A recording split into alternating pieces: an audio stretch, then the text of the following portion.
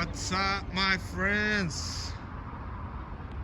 One more time, here we are in another video of plant more trees, and this time I'm gonna tell you a little bit about the California coastal, well, not a California, but Pacific coastal redwood, or just a coastal redwood.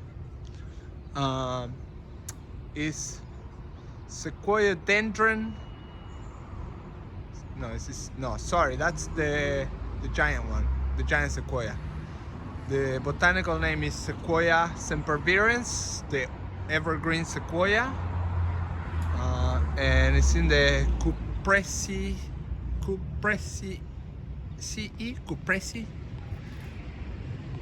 in the cypress family. Cupressaceae. There we go. And one of the things that calls my attention about these beautiful trees is that you'll see them exhibiting different branch behavior. Okay, and this is a clear example of branches that are pointing downwards. And now we look at the one about 50 feet that way, and the branches are more horizontal, and even they have a little arch, but then they end up pointing upwards. So pretty interesting how they exhibit different features on their branching. And now part of my question is this genetics, or is this site influenced by the cultural conditions? I think that these two trees having very similar cultural conditions, very similar exposure to sun, that is a little different genetics that kind of determine how the branches express themselves. So anyway, I was just checking on this tree because the branches were hanging very low on the playground, and what happens when the branches are so low around the playground and at hand's reach is that people start pulling on them or hanging on them, and then sometimes you might dislodge a large branch that falls right on someone's head because they were just pulling on a twig and kind of hanging on a twig. So I had the crew do some tip reduction, and again you can see here it's not the best reduction, because a real reduction would be to a branch that's about 40% of the original size, and this one has just got hundreds of tiny branches, tiny little branches or branchlets attached, and none of them are 40% the size of the original, unless we go way higher up there. But we're limited to doing groundwork here. The trees that need to be climbed are scheduled for contractors, and it's kind of limiting. I would love for my crews to be able to climb and do some aerial work. However, in a certain sense, it's helpful for us to not have to do that, because it needs a lot of training. It requires a lot of training on safety and expensive equipment too, and also it requires insurance that we do not have or carry. We carry liability insurance for the school district, but you know, that's one of the most expensive things about tree work is having the insurance. So anyway, this is just a little video. Mainly I just wanted to check on the tree myself. Gorgeous specimen here. It's probably about 100 feet tall right now, and it's a very columnar tree. It's not spread out. It's a narrow tree, as you can see. It's got some pyramidal, a little bit of a pyramid, but no, it's tall and skinny, just like one of my kids, super tall and super skinny. But anyway, just trying to get him to eat his oatmeal, okay? I always yell at him and I say, "Eat your slop!"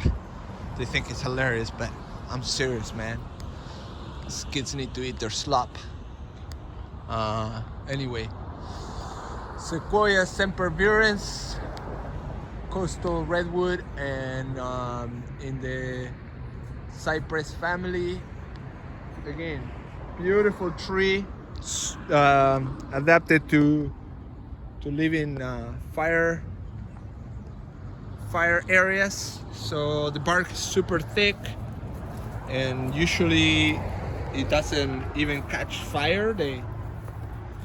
Or if they catch fire, it does not affect their cambium layer because their bark is so thick. And what else can I tell you about these trees? Their cones make really cute Christmas decorations. If you have a small tree, a small Christmas tree, you can spray paint them gold and they look super cute. What else?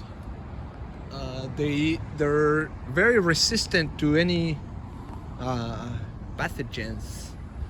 I don't think there's any known fungus that attacks these trees. At least in my experience and from what I've read about these coastal redwoods, is that they're super tolerant to fungal infections, and they're, you know, they want fire here and there to clear the undergrowth. But I don't even know what I'm talking about anymore. I just wanted to show you the tree. Anyway, let's keep planting trees and caring for them. And another thing I wanted to communicate, and I'm gonna try to communicate this every video, is it's not about planting more trees, okay? Maybe my YouTube channel name is misguided. It's about planting better trees.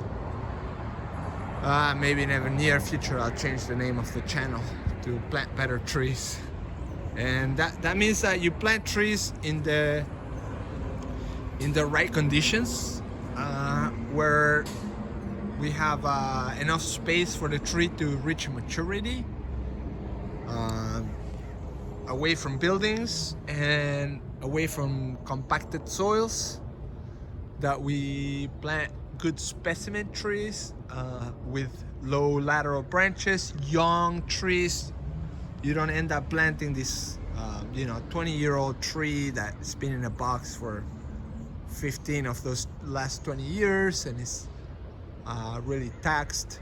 And yeah, it's bigger than a 5-gallon or a 15-gallon, but it takes way longer to establish them. And you plant trees that are healthy and that you give them the right setting for them to succeed. So not just planting a tiny hole and just a little bigger than its pot. You want to make sure that you have enough rooting volume in the soil for the tree to reach maturity. Okay, and remembering that some trees reach maturity in 30 years, Some trees reach maturity in, you know, 100 years, and some trees are never make it that far, that long, never make it to 100 years because the conditions they're given, right? Do you want a tree that's full sun? Do you want a tree that's part shade? What's the right tree that will tolerate part shade in the young years of its life and will tolerate full sun once it breaks through the canopy? And then you know, making sure that we keep good conditions on these trees. Okay, all right, my friends, thanks for watching. I'm gonna tell you something that I always have been embarrassed of saying, but like and subscribe. And I'll see you in a future video. Okay, plant more trees. Peace.